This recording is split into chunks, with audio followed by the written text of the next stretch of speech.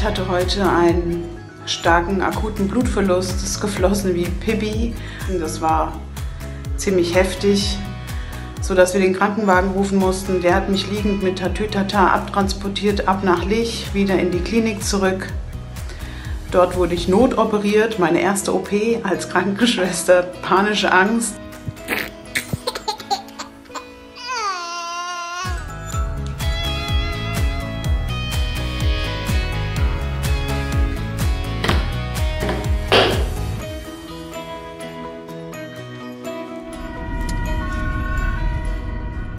Und im Krankenwagen durch den Funk haben sie irgendwie Priorität 1 oder irgendwas gesagt, wegen der akuten Blutung. Und wir sind dann auch mit Sirene losgefahren.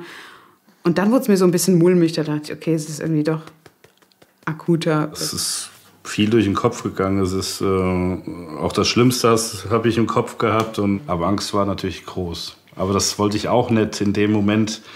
Isabella hat geweint, Sophia musste gefüttert werden. Da habe ich gedacht, oh Gott, jetzt musste einen klaren Kopf behalten. Ja. Ja, dann haben die mich ausgeschabt. Es waren Reste von der Plazenta noch drin. Ich hatte auch die ganze Zeit solche Schmerzen und vielleicht war es davon. Ich hoffe, es ist jetzt besser. Und jetzt haben sie mich hier gelassen. Ich bin jetzt auf Station und es hieß erst, Sophia darf nicht da bleiben. Die war zu Hause. Philipp hat Fläschchennahrung hier vom Krankenhaus bekommen. Hat sie ganz gut angenommen. Es hieß, sie darf nicht hier bleiben, aber jetzt haben sie irgendwie ein Zimmer freischaffen können und Philippe hat mir die Sophia gebracht. Und das Erste, was ich wie ich aus dem OP rauskam, habe ich gefragt, wie lange darf ich nicht stillen? Und dann hat er zu mir gesagt, ich habe es geträumt in der Narkose, ich weiß nicht, 12 Stunden. Dann dachte ich, um Gottes Willen, 12 Stunden. Die erste Milch musste ich abpumpen und wegschütten und jetzt kann ich wieder stillen und die Kleine ist bei mir. Natürlich war die Erlösung groß oder die Erleichterung groß, wo es hieß, jede Frau ist auf Station, sie können kommen und dann war das natürlich schon eine Art, es wird alles gut und Erlösung in dem Moment, dass Ricarda, dass sie wohlauf war. Wir sind zu Hause. Nein. Vom Krankenhaus wieder zurück. Isabella freut sich, lässt aber die Mama keine Minute gehen. Ich habe da so ein bisschen Angst, also das sind so Ängste, die ich habe, dass die Isabella denkt, sie wäre nicht mehr ein Mittelpunkt, oder beziehungsweise das, was sie nicht wollen. Also das Gefühl will ich ihr nicht geben. Am liebsten würde ich ihr dieses Gefühl abnehmen, das kann ich aber nicht. God, I really think you owe me. I give and give. Bis zur Geburt von der Sophia, ich fand sie einfach ruhiger, sag ich mal. Man konnte mit ihr reden, man hat das Gefühl, sie war irgendwie entspannter. Und seitdem Sophia da ist,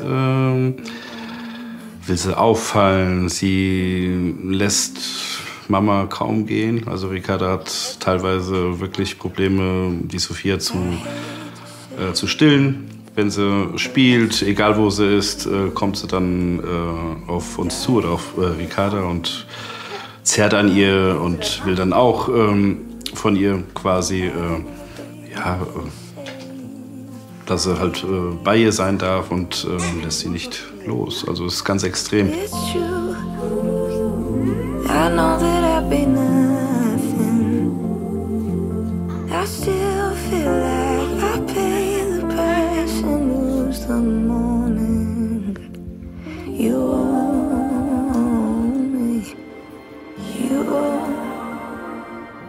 Es ist Neid da. Isabella will jetzt plötzlich einen Schnuller, obwohl sie gar kein Schnullerkind ist und kaut da drauf rum. Sie klaut unsere Spucktücher, das wären alles ihre Spucktücher. Oder wenn ich die Sophia dann mal still und dann die Isabella aber jetzt rechts neben mir sitzt und ich will die Sophia aber rechts stillen, dann sagt sie dann auch mal, ich war doch jetzt hier.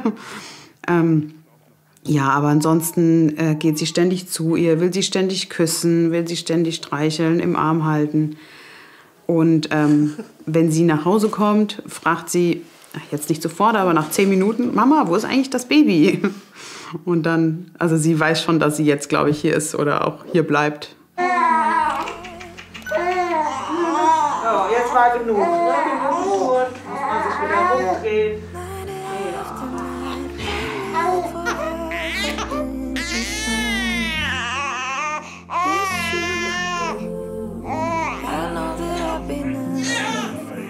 Udi Bühler, meine Hebamme, die kenne ich schon, die hat mich schon betreut bei der Isabella. Dann eigentlich nicht zu schöpfen.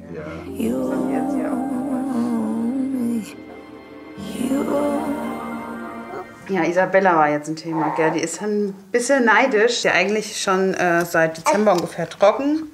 Und jetzt geht's wieder in die Hose. Kennst du das so von anderen auch? Absolut. Ja. Das ist auch, denke ich, natürlich für das Umfeld anstrengend. Aber auf der anderen Seite ist es, ich finde es immer sehr beruhigend, wenn Kinder reagieren auf auf neue Themen, auf das, was in der Familie gerade passiert. Ja. Weil das ist ja schon eine riesen Geschichte für ein Kind, wenn ein Geschwister kommt. Und insofern zeigt es einfach, dass nichts Schlimmes, finde ich, wenn Gefühle da sind.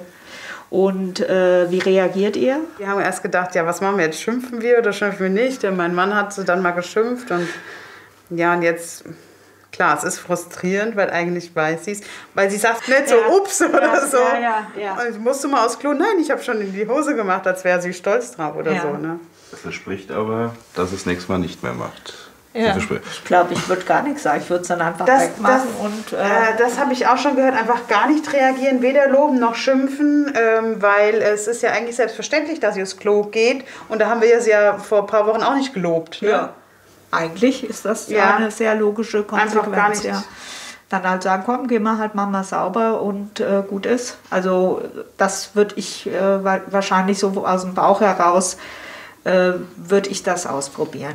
Okay. Damit sie halt irgendwo mitkriegt, dass es keine große Sache ist. Ja, und wenn man es zu einer großen Sache macht, dann kann es auch eine große Sache bleiben. Ja. Was mir so hängen geblieben ist, tatsächlich, da haben wir aber auch schon die Tage vorher drüber gesprochen, dass wir das einfach nicht ignorieren oder zumindest mal so tun, als würde es uns nichts ausmachen, was ja eigentlich auch nicht stimmt, weil manchmal kommt das zu unpassenden Zeiten. Gestern auch ein Kindergeburtstag zum Beispiel und dann regt man sich schon auf, natürlich. Und es ist schwer innezuhalten, aber ich versuche es umzusetzen. Es wird einfacher, damit umzugehen, weil man weiß, okay, es ist eine normale oder eine gesunde Reaktion. Ja, ich hoffe, wir können es dann auch so umsetzen und wirklich auch dem keine Beachtung schenken. Ja. God, I really think you owe me. Night after night, I look for that hope. Sie muss halt das Vertrauen in die neue Situation finden. Ja. Ne? Und wenn wir uns jetzt überlegen, es sind ja erst 6 Wochen. Ja. Was sie in diesen 6 Wochen alles erlebt hat. Ne? Für ein Kind sind 6 Wochen ja wie für uns 6 Jahre. Es ist halt ein lebendiges Kind mit lebendigen Reaktionen. Ja. Ich helf dir singen, Arm in Arm, so laut es geht. Nichts ist so schön wie das Lied. Und wenn ich für dich fliegen muss, krieg ich das irgendwie hin. Man weiß nie, was uns erwartet mit den Kindern. Es ist abwechslungsreich. Es gibt immer was Neues. Und Isabella, sie nähert sich Sophia und das ist schön mit anzusehen.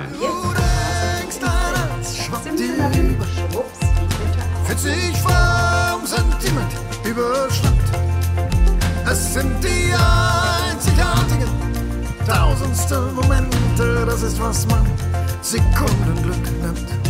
Und ich meine, die beiden sind gesund und kriegen ihr Essen und Trinken und ihre Liebe und mehr kann ich nicht geben und ich gebe, was ich geben kann und ja, und ich denke, das reicht.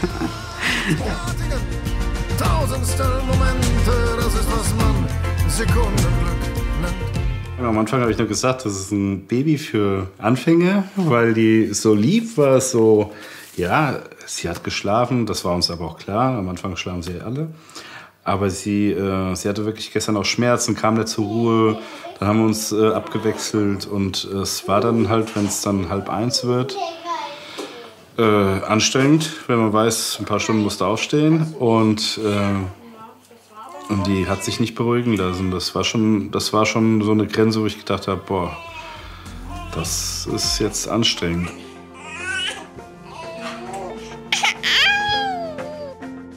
Ja, Momente, wo wir aneinander rasseln, ist halt, dass er, glaube ich, so denkt, ich sitze hier den ganzen Tag und stecke ihr manchmal einfach nur meine Brust in den Mund und mache sonst nichts und dass das nicht anstrengend wäre. Und er dann kommt und sagt, ja, ich war den ganzen Tag arbeiten, guck mal, es ist schon wieder voll spät, ich will doch auch nur mal ausruhen und mal auf dem Sofa liegen. Und da werde ich dann halt schon böse.